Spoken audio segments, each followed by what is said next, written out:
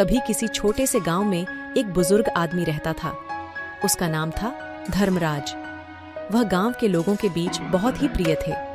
उनकी कहानियों में ऐसा जादू था कि सुनने वाला खोया हुआ महसूस करता था। एक दिन गांव में अचानक गहरी बारिश होने लगी। धर्मराज ने सभी को अपने घर बुलाया और उन्हें बताया कि उनके पास एक सच्ची जादूगर दोस्त का पता है जो ऐसी महान शक्तियों का मालिक है।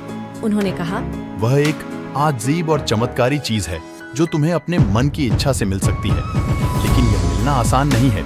तुम्हें उसके पास जाना होगा जो विश्वास के साथ मानता है कि सच्ची इच्छाओं को पूरा किया जा सकता है। सभी ने उसकी बात मानी और उसी रात वे सब मिलकर चले। जंगल के अंदर एक पुरानी और रहस्यमयी गुफा थी जिसमें वो जाना था।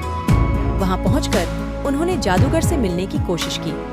गुफा के अंदर एक बड़ा सा पत्थर था जिसमें एक छोटी सी खिड़की बनी हुई थी। धर्मराज ने उस खिड़की से अंदर झांका और देखा कि जमीन पर एक चमत्कारी पट्टी थी।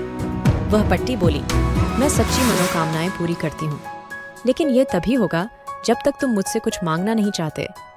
धर्मराज ने सोचा और बोला, मुझे तुमसे कुछ नहीं चाहिए, बस एक खास कहानी सुनाओ जो सबकी जिंदगी बदल दे।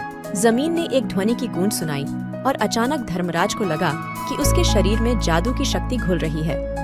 वह अपनी कहानी शुरू करने लगा। एक बार की बात है, एक छोटे से गांव में एक बच्चा था जिसका सपना था कि वह अपने गांव को खुशियों से भर दे। धर्मराज ने फिर से रुक गए। सभी ने उससे पूछा, आगे क्या हुआ? वह कहने लगे, उस बच्चे ने मिलकर सबको एक साथ काम किया और गांव में हर तरफ खुशियां फैलाई। सभी ने उसकी कहानी में इतना रोमांचक महसूस किया कि उन्होंने धर्मराज से और कहानियां सुनने के लिए प्रार्थना की। तभी वह जमीन के नीचे चले गए और सब चमत्कार देखकर हैरान रह गए।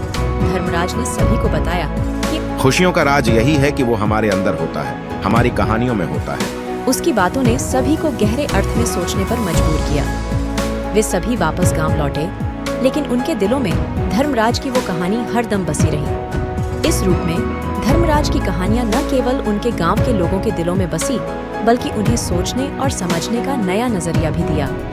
वे हमेशा उसे याद करते और उसकी बातों का अनुसरण करते। इसी तरह धर्मराज की जादूगरी कहानियों ने उनके गांव को सच्ची खुशियों से भर दिया और उनके जीवन में नई रोशनी और संघर्ष की राह दिखाई।